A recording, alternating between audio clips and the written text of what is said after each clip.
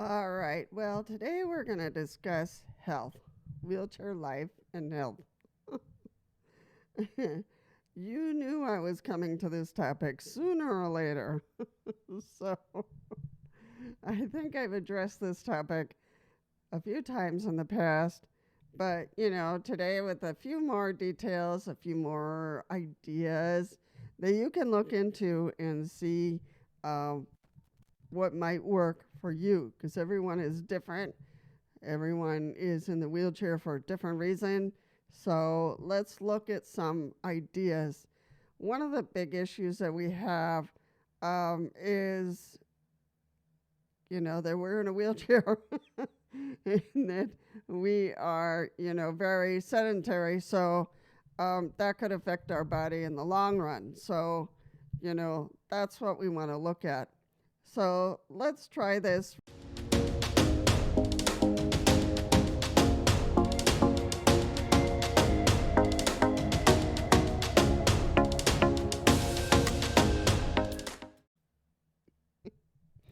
Okay, so health. So that comes into especially movement because our mobilization, well, not as great. So there are stretching exercises that are gentle and that you could do in the evening, you can do in the afternoon sometime. Anytime you have a break, that you can spend some time on taking care of you. So we have yoga, we have Tai Chi, and there's a lot of videos out there on this. And other stretching, gentle stretching exercises. And I'm sure your therapist and mine, which I have in my recliner, exercises that she wants me to do, of course, seated, and so that some muscles that I can continue to work on and to reduce pain, to reduce that uncomfortability that, and my phone is ringing. No, nothing important. So anything that will assist in strengthening, possibly reducing pain, in my case, reducing pain is fantastic. So I do my exercises, but, what kind of stretching exercises will work for you is the question.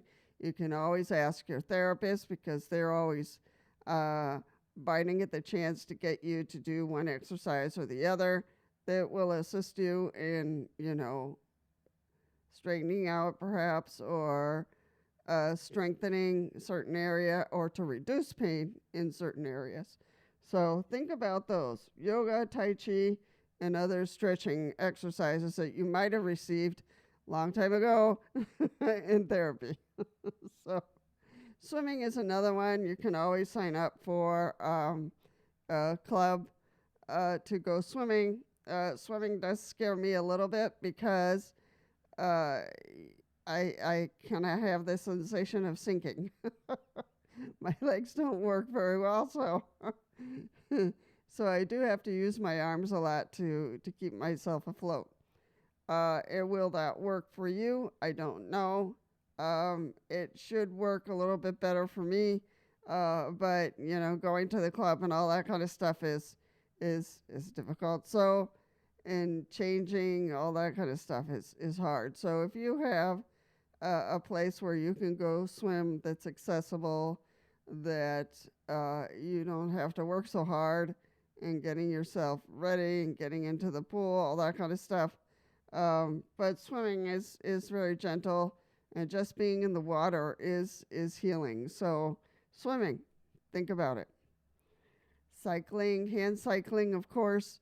Hand cycling is expensive, and I don't know if some gyms have some stationary bikes in which you can do cycling or have the bike assist you in moving those legs, because one of the issues is, we can't move our legs very well, but, doing it, through our hands or, having the bike help us with the leg movement also helps with, muscles, helps with circulation, helps with the nerve issues that we have.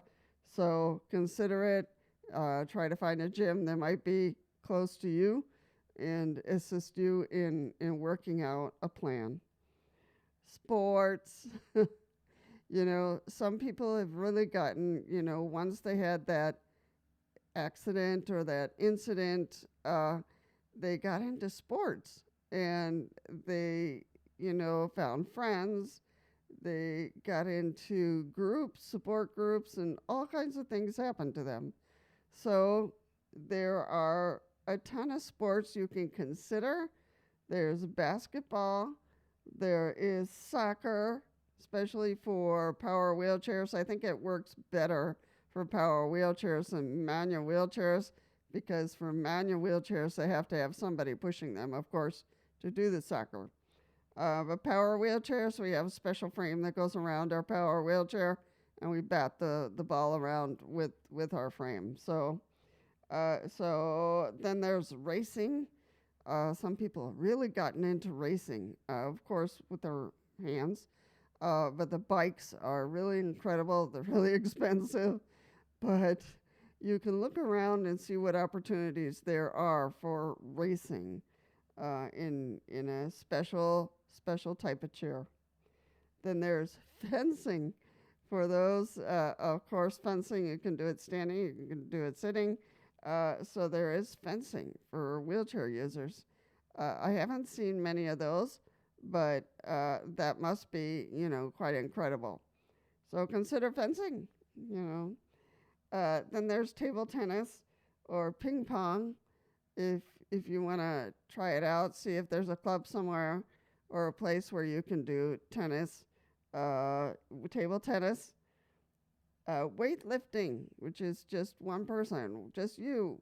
You can go to a gym and see what kind of program you can set up to gradually start lifting, heavier and heavier weights to get those muscles going in your arms. Aerobics are really, really important. So you can kind of start testing, connect with someone who can assist you in looking at aerobics. Dancing. If you like dancing, there's no reason why you can't do some chair dancing. So, think about it. It's an opportunity. If you like that movement of the body and you would like to try it, that would be an awesome thing. I know that there's a person on YouTube, can't remember her name right now. It'll come to me. But she had an accident, but she was planning on growing into that industry of dancing. And after her accident and being in a wheelchair, she wasn't sure. And the next thing she knew was that she looked into putting together a dance troupe. And she did that. So in every Ability Expo, or almost every Ability Expo, you will see her with her troupe dancing in their chairs. And it is very elegant and is awesome. And that is something that you might be able to do. So dancing by yourself or with others. All right. Now to the truth. What exactly are you eating? So our diets are important. And you might say, Lisa, stop right there. And my knife thingy came apart here, but I'll fix it. Yes, it's important to figure out what we are eating because that impacts us. We have to consider the fact that we are very stationary, and it does matter what we eat and how we eat. Even though we want to say, no, I'm fine there, but usually we're not. And it's really, because we have a lot of stress, and we got to figure out, and due to that stress, we eat a little bit more and we put on the pounds. And lately, because of my thyroid and other issues, I put on the pounds. I used to be 180 and now I'm 218, 219. So sometimes I go up to 221, 222, and that hurts me. That doesn't do much for my body and for my health. So it's really important to figure out how am I going to bring that weight down and what is it that I eat, and I'm eating less right now, and that's fine. My body enjoys eating less, eating what I want to eat, but eating less. So, and eating fewer snacks, all that kind of stuff. So, we really have to think about not maybe precisely a strict diet, but eating healthy, eating balanced, and eating what is healthy for us, because every person is different. Every person, some people have allergies. There's a lot of things I can't eat, but there are healthy things that I can eat. I can. So, it's a matter of just looking, what am I eating? How am I eating? And do I want to meet with a dietitian? For a lot of us in wheelchairs, it's really important to kind of keep up that diet or a discipline, and what might that be due to our conditions. So you can always ask your doctor, can I meet with a dietitian, and to get some suggestions there. So very important. So what is your routine? Can you eat better? I think we can all eat better, but what is it? If we're going to eat better, what is it? And that's the bigger question. What is it, and how can I, and to be honest with yourself in terms of what are you eating, and what do you need to eat? What does your body want? And what things do you need to say to your body? Nope. Nope, we're not doing that one. Nope. And other things, yep, we'll do that one instead. So I look at different meats, and I prefer to go to the lighter meats, and avoid the red meats. I avoid, the potatoes and things like that. So I go for the vegetables. So, it's the little things and the little changes we can do that will help, and the amounts too, and the snacks that we do.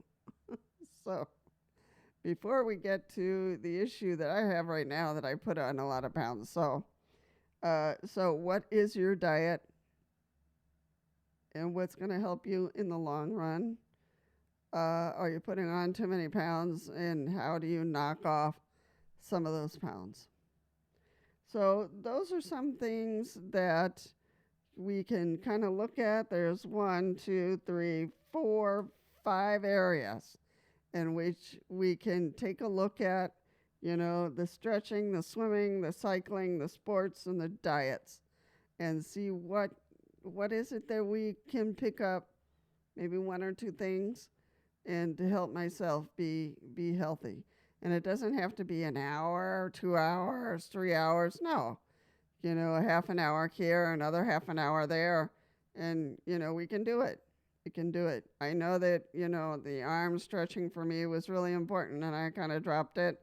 But, I was really getting some muscle and some strength there, but I need to pick it up again. So, so I dropped it.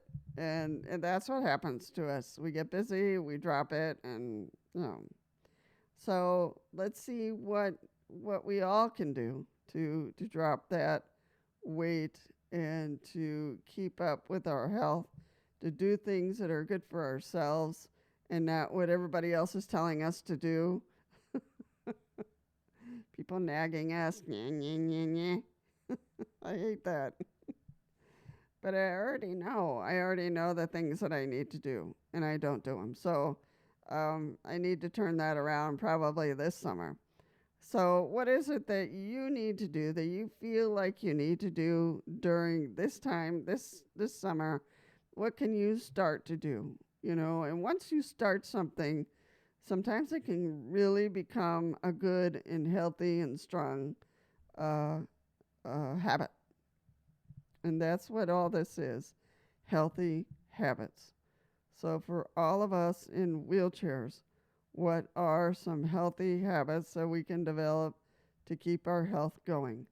And I will leave that to you, and you can share with us what you started to do or what you picked up already and you're doing. Where do you think you need to stop and say, okay, I need to change this, then I'm going to start doing XYZ.